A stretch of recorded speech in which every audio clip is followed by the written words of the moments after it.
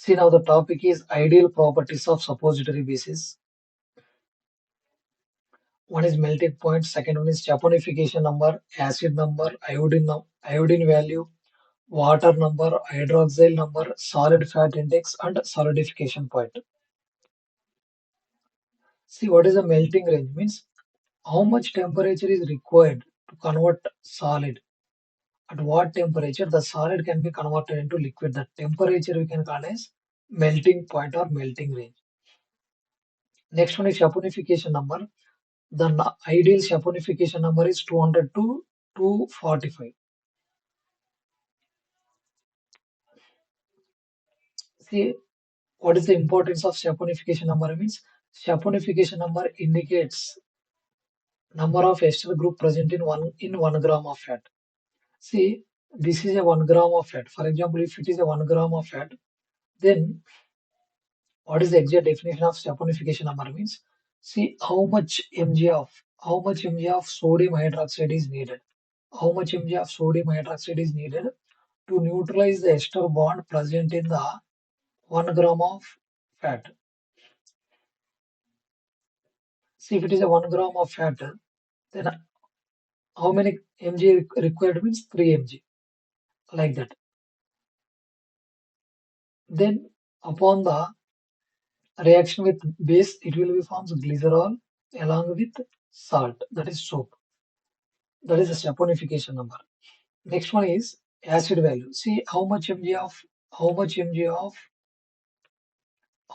of KOH is required to neutralize the free acids present in the suppository base, because this free acid responsible for the irritation.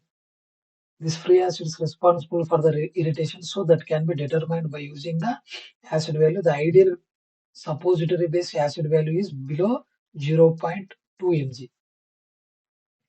Next one is iodine number. See, this iodine number that will indicate the degree of unsaturation.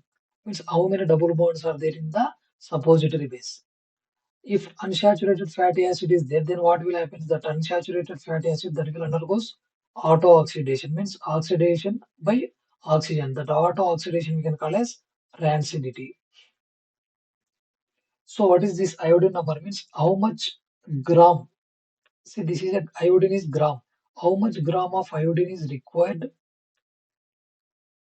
How much how much gram of the iodine is absorbed by 100 gram of oil or fat. Acid value, these are just 1 gram. This is for iodine number is for 100 gram. 100 gram of fatty acid. How much gram of iodine required by 100 gram of oil or fat? See, this iodine that will go and neutralizes the double bonds. So it simply indicates the degree of unsaturation. Next one is water number. Water number nothing but the amount of water absorbed by 100 gram of fat. The amount of water that is absorbed by 100 gram of fat. See, due to the presence of ester bond, the ester bond will form hydrogen bond. Because of oxygen, that will form hydrogen bond with the water molecule. Hence, we can call it a water number. Amount of water absorbed by 100 gram of fat, we can call it a water number. Next one is hydroxyl number. See, this hydroxyl number simply it gives the mono or diglycerides. Mono or diglycerides present in the oleogenous species. What does this means? See how much mg. See how much mg of KOH is required to neutralize the acetic acid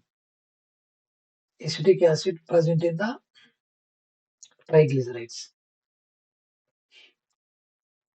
It simply indicates the quantity of mono and diglycerides present in the oleogenous base.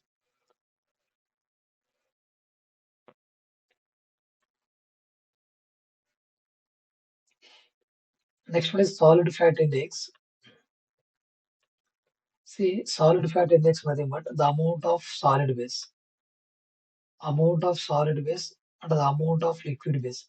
See, if it is a specific temperature, for example, 22 degrees centigrade, at the 22 degrees centigrade, 30% is liquid remaining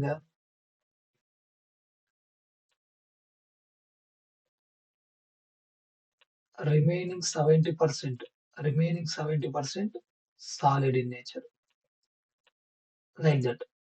That specific temperature we can call as solid fat index that can be determined by dilatometry.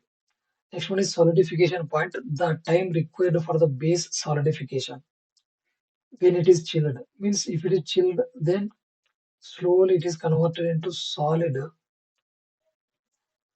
Then how much time is required? How much time is required for this? That required time we can call it a solidification point. So this is about the different ideal properties of the suppository basis.